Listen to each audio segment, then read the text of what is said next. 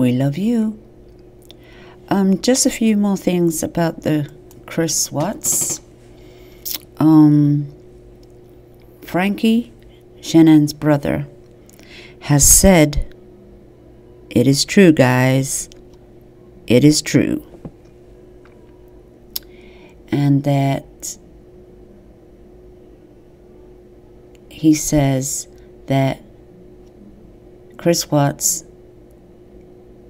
finally told investigators why and what he did to my poor, innocent, pregnant sister and nieces. Did you hear that, guys? This is Frankie Rusek feeling very emotional, and he has said that Chris Watts has come clean. Well, at least he's told the investigators, and I guess the Bible has forced him to confess his sins. You hear that, guys? Confess his sins. So, I guess this was some kind of closure. Come out and tell the truth. And this is what the release will be on the 7th of March in a few days, 6 days, that the audio and the file release will be a confession to what he really did and what really happened. And it's sounding like Chris Watts is going to tell them, or has told them in detail, what happened when Shanann got in the home and what happened to these children. And it sounds like, guys, that he will confess to all murders. I guess it ain't gonna be Shanann did it. Shanann didn't do it. It sounds like he planned it, and he is coming clean to to confess his sins, I guess. So let's see what these audio tapes say exactly. And the reason why they're being released is to tell the whole world what really happened and put an end to this case once and for all. Because once these are released, I don't think there's going to be any more guessing games here. There's not going to be speculation, and hopefully that Chris Watts can serve the rest of his time in prison, and the prison system can be left alone with Chris Watts concerned. Do you know what I mean? I think they've had enough of this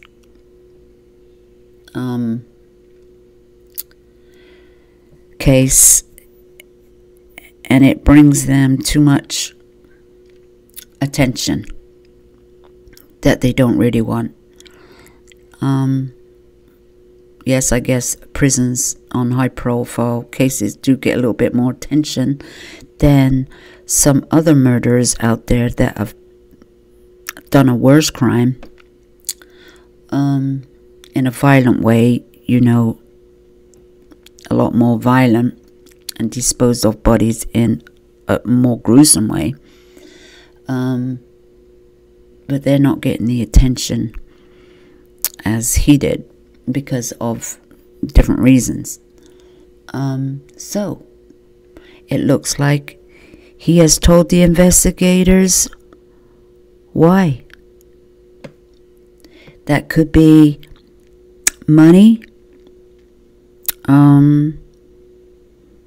He had enough. The divorce, was going to make him broke, or whatever excuse was going in his head at the time. There's many reasons, but it does look like he's confessed to it all, and he's going to tell the world exactly what went down on the 13th of August after Shanann got into the home. Did he jump her at the door? We know he was awake because he said what time she got in. He said what time she got in. 1:48 a.m.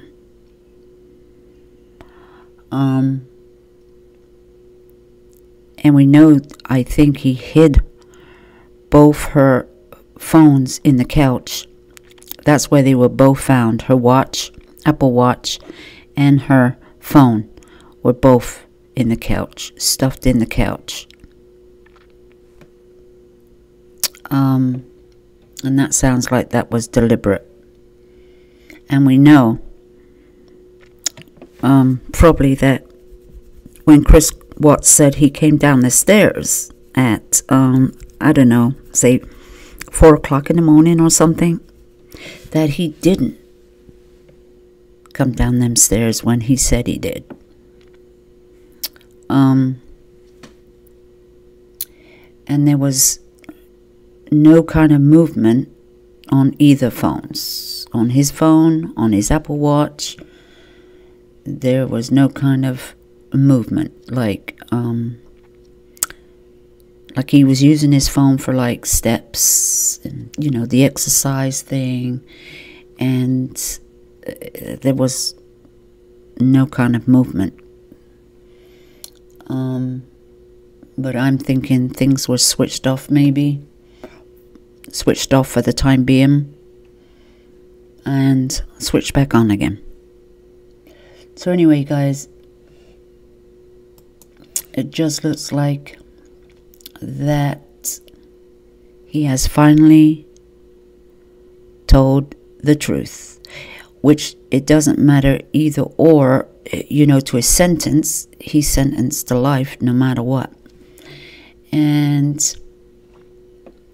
hopefully this is it, and this is the truth, God's honest truth, and we just hope so.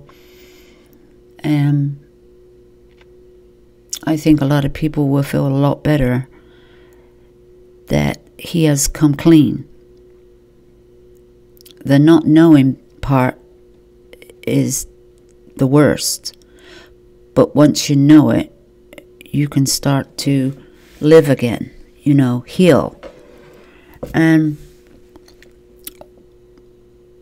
Ronnie, his father, can't understand why they went there, because Chris Watts never speaks to his dad every night on the phone, so he says, and he can't understand why the investigators went there.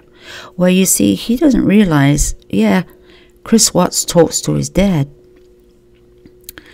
but he keeps a lot of secrets from his dad. The plea deal he made, he never told his dad, and he never told his mom that he was making that plea deal until they found out at the last minute, the very night before. They didn't even know. So he shouldn't be surprised at that. And he was probably told to keep quiet about it too. And so hopefully that they can go on with their life. And I think Chris Watts wants to tell his parents what he did. He wants them to know that He did it all. He did it all, and he is going to tell you why. Not through his own mouth, but through the media. This is how his parents are going to hear it. Unless Colorado, the state of Colorado, the FBI have called them personally and told them already. I know they don't really have to, I guess, but the Ruseks, they probably know already. And so they should know, before anybody else. And hopefully this will put a rest to everything, because the next case is coming, just like his. So anyway, guys, that is the breaking news, and that is what's going to happen. And I just think, because he was awake at that night, he was awake, he wasn't sleeping. The TV was on, and he was up. And the doll thing, the doll. We always wondered about the doll. Was that a sign? Was that a sign to what was going to happen? The little kids, just laying there with a sheet over them. But what we want to know is, did Shannon know that they were dead? Did she ever know they were dead? Or did he tell her? Because they had emotional conversation. And we know she went upstairs and she changed her clothes. Or did he change her clothes for her?